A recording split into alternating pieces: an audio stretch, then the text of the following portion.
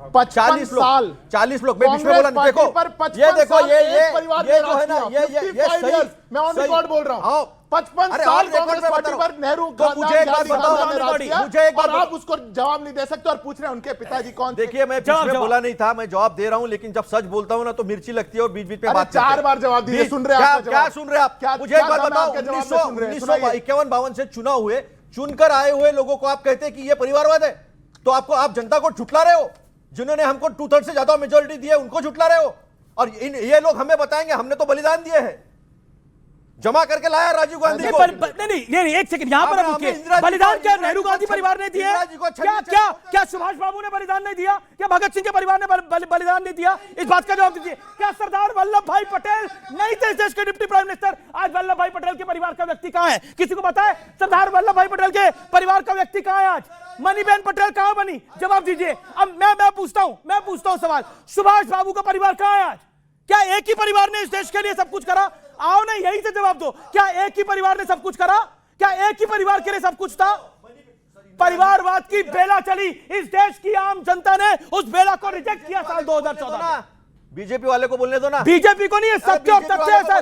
2014 में परिवारवाद की बेला को रिजेक्ट किया गया। आप जवाब क्यों नहीं ले रहे? इंदिरा जी के पहले मणिबेन को टिकट दिया, मणिबेन हारने के बाद मणिबेन को राज्यसभा में लाया, डायमा भाई को भी, उनके बच्चे को जो है उनको भी राज्यसभा में लाया, उनको भी लोकसभा में लाया। सुनो एक बात, और ये लोग भगत सिंह का नाम लेते हैं। भगत सिंह को 1931 में फांसी दी, तब आरएसएस 1925 में आया था, लेकिन आरएसएस ने एक चिट्ठी भी नहीं लिखी कि भगत सिंह को देखो बीच में नहीं बोलना। परिवार देश की एक पार्टी पर राज करती है, वो ठीक है कि गलत है?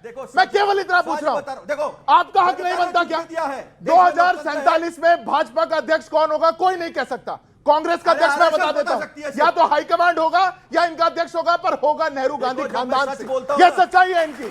हमारा कौन होगा नहीं पता। हमारा अध्यक्ष है ना, सुनियो जैन जी, सच सुनियो, चिल्लाने से सच नहीं होता है। देखिए मैं अपमान की बात कर रहा हूं। कोई कह रहा है मोदी चाय बेचता है, उसका प्रूफ लेके आए। आप यहाँ पे पॉपा करे जा रहे हैं तब से। यही कह रहा हूं, मोदी का जब अपमान करेंगे देश की जनता जवाब देगी। आप सुनिए ना, आप देखिए दिल्ली में आप शून्य पे आ गए, आप यूपी के अंदर 40 साल से सत्ता में नहीं है, बिहार में 35 साल से सत्ता में नहीं है, महाराष्ट्र में आपका क्या हश्र हुआ बताने की आवश्यकता नहीं है। दिल्ली में 3 बार से 0 आ रहा है, बंगाल में पिछली बार भी 0 आया। देखिए 26 में बंगाल में चुनाव है, 27 में सबसे बड़ा चुनाव उत्तर प्रदेश का है। बड़ी बात यह है उत्तर प्रदेश के अंदर, क्योंकि कांग्रेस का भी बिहार में बहुत बुरा हाल हुआ है, और हमने देखा महाराष्ट्र के निकाय चुनावों में भी कांग्रेस का क्या हश्र हुआ है, ये किसी से ढका छुपा हुआ नहीं है। लेकिन फिर भी मेरा पॉइंट यह है, क्या ओवैसी की पार्टी के लिए जो आपके मेंबर ऑफ पार्लियामेंट ने बयान दिया है, उसकी हमारे रास्ते दरवाजे सबके लिए खुले हैं, वो वाकई खुले हैं या खुले दिखाकर बंद करने का प्लान है? सबके लिए नहीं खुले हैं। जो मुद्दों पे हमारा समर्थन कराएगा, जो हमारी विचारधारा से इनके लिए डायरेक्ट पूछा मैंने। नहीं मैं बता वही जवाब दे रहा हूँ। समाजवादी पार्टी पंथ निरपेक्षता, समाजवाद में विश्वास करती है, लोकतंत्र में विश्वास करती है। अगर इन मुद्दों पे वो सहमत हैं तो कोई हमारे शत्रु थोड़ी हैं, हम बात करेंगे। और अगर वो सांप्रदायिक नीतियों पर चलेंगे तो फिर हमारे कोई समझौता नहीं होगा। हम किसी भी सांप्रदायिक पार्टी से कोई समझौता नहीं करेंगे। देखिए आप ये बात तो आप मानेंगे कि आप सांप्रदायिक हैं, आप मुसलमान पार्टी हैं, तो ये तो मानना पड़ेगा। अब आप बताइए, पूरे मुंब्रा को हरे में रंग रहे थे, 15 मिनट के लिए पुलिस हटा लीजिए। अब आपको अगर देश की सेकुलर पार्टियां यानी कांग्रेस सपा लेना भी चाहे तो लेंगी कैसे? जवाबदेही बड़ी बन जाएगी ना इन लोगों की, फंस जाएंगे ये। लेकिन आपने अपने एक तारीफ है आपकी, आपने अपनी हैसियत बता दी है सबको। देखिए पहली बात तो ये कि राजकुमार भाटी जी ने जो शब्द कहे उनका मैं स्वागत करता हूँ। ठीक है, टॉप लीडरशिप वो डिसाइड करती है कैसे अलायंस होना है, किन विषयों पर होना है, किस पर मतभेद है और क्या चीज़ें, वो तो एक अलग बात है, वहाँ की पार्टी लीडरशिप और लोकल लीडरशिप भी देखेंगी उसको। लेकिन सवाल ये है कि आप सांप्रदायिक होने का हम पे इल्ज़ाम लगाते हैं। भाई हमारी पार्टी से तो दलित भी काउंसलर्स हैं और हिंदू भी काउंसलर्स हैं, महिलाएँ भी हैं, पुरुष भी हैं, सब हैं। लेकिन एक बात बताइए, जिन पार्टियों के साथ इन्होंने अलायंस किया था सपा ने, वो राजभर की पार्टी है।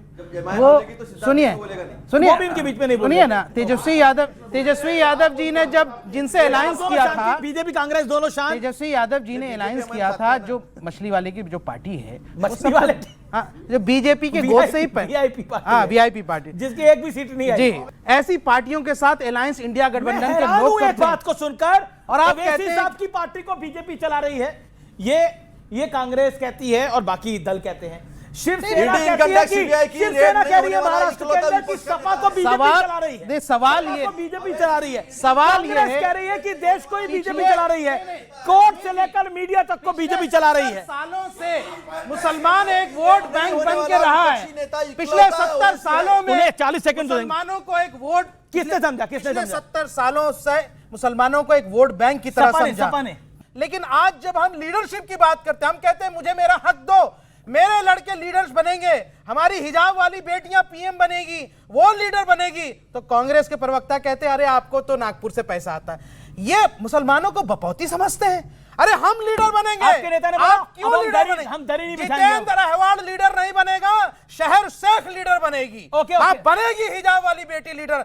आपको हो 2029 में क्या आप कहते हो ऑपोजिशन को हिजाब वाली पीएम को बनाना चाहिए? क्यों नहीं बन सकती? क्या हमारी क्या तो ये लाइन होगी क्या 29 संविधान के में हमारा नहीं लिखा है कोई भी धर्म मजहब नहीं, बिल्कुल लिखा है। जब हमारे सिख पीएम हो सकते हैं, क्यों एक बिल्कुल हो मुस्लिम सकते हैं। महिला क्यों नहीं हो सकती? नहीं, बिल्कुल हो सकती हो है। सकती कि नहीं? Okay, okay. महिला सशक्तिकरण क्यों नहीं हो ये सकता? नहीं, नहीं, क्या ओके, आपको बर्दाश्त नहीं हो नहीं, रहा? नहीं, मेरे को क्या बर्दाश्त की आपको पच नहीं रहा? ओके, अरे कांग्रेस- होना चाहिए। ओके, आप कांग्रेस। support ओके, कीजिए। राजकुमार भाटी आपका जवाब। राजकुमार भाटी आपका अगर जवाब। अगर शोएब भाई एक राजनीतिक पार्टी के प्रवक्ता हैं तो इन्हें राजनीतिक भाषा बोलनी चाहिए। वो कह रहे मुसलमान दरी नहीं बिछाएगा। हाँ, किसी एक वर्ग की बात नहीं करनी चाहिए। यही तो सांप्रदायिकता होती है।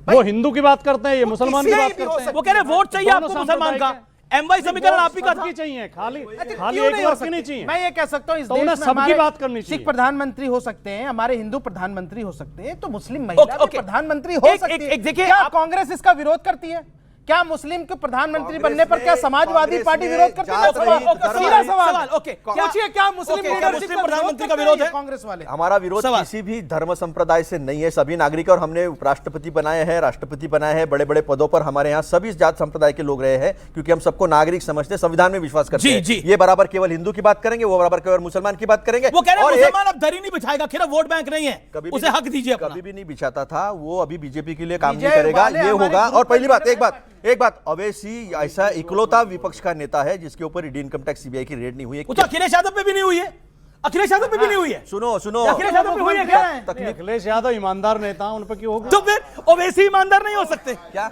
ओवैसी ईमानदार नहीं हो असुद्दीन सकते। ओवैसी देखो, साहब ना कभी आप मंत्री देखो, रहे, अगर ऐसी बात ना है, किसी नहीं विभाग को उन्होंने जैन जी संभाला। सुनिए सुनिए ना शोएब भाई, अगर इन्होंने कहा कि भ्रष्टाचारी लोगों पे ईडी इनकम टैक्स, आप कह रहे हो ओवैसी डर गए? सुनो ना, अब कह रहे हो ओवैसी डर गए? सुनो ना मेरी बात, जवाब हाँ, तो लो मैं पूरा। तो सुन दे रहा हूं। तो फिर जिन लोगों के ऊपर ईडी इनकम टैक्स सीबीआई के आपने रेड्स किए, जिनके ऊपर आपने आरोप लगाए, उनको पार्टी में लेकर बड़े बड़े पद क्यों दिए? मेरे ओवैसी- महाराष्ट्र में तो सबसे ज्यादा दिए। ओवैसी ईडी से डर क्या गए बात भाई? कर रहे हैं आप? भ्रष्टाचार की बात करते हैं ये बड़ा भाई। तो साथ में है तो डरने की बात क्या है? राहुल गांधी जब असल बीजेपी में हम जो है- भाई भाई अच्छा, है, बोले, तो डरना राहुल क्या है? गांधी जी को शेरवानी से वो डर गए हैं, हैदराबादी बिरयानी देखो, से डर फिर- गए हैं। फिर जात संप्रदाय ठीक है पे, ना? फिर धर्म पे ये आएंगे, ये फिर ये मुसलमान असल में की बात डरपोक करेंगे, है। पूरे देश के ये लोगों जनता की डरपोक बात नहीं असल में करेंगे। ये कौन डरपोक है? ये मोदी जी को हरा नहीं पाते, ये बीजेपी को काउंटर नहीं कर पाते, 240 पे लाने ये वाले हम ही आरएसएस हैं। को यहाँ से काउंटर नहीं कर पाते, ठीकरा हम पर फोड़ते हैं। अरे हम भाई किसी पे ठिकरा नहीं फोड़ते। ओवैसी जी ना कभी मंत्री रहे ना कभी मुख्यमंत्री रहे।